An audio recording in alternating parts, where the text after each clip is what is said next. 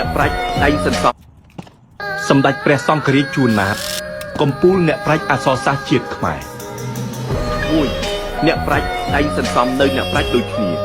ហើយតែងស្រឡាញ់មនុស្សដូចគ្នាព្រមទាំងមិនចេះលាក់លៀមនៅអ្វីៗដែលនាំឲ្យប្រសើរដល់អ្នកដទៃនិងនាំអ្នកផងឲ្យឈានទៅរកសេចក្តីចម្រើន2រូបកាយតែងចាស់ជរាឯកេរ្តិ៍ឈ្មោះល្អមិនចេះចាស់ជរាឡើយអ្នកប្រាជ្ញដៃសន្សំសម្ដេចព្រះសង្ឃរាជជួនណាត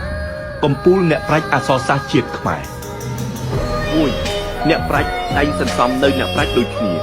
ហើយតែងស្រឡាញ់មនុស្សដូចគ្នាព្រមទាំងមិនចេះលាក់លៀមនៅអ្វីៗដែលនាំឲ្យប្រសើរដល់អ្នកដទៃនិងនាំអ្នកផងឲ្យឈានទៅរកសេចក្តីចម្រើន2រូបកាយតែងចាស់ជរាឯកេរ្តិ៍ឈ្មោះល្អមិនចេះចាស់ជរាឡើយ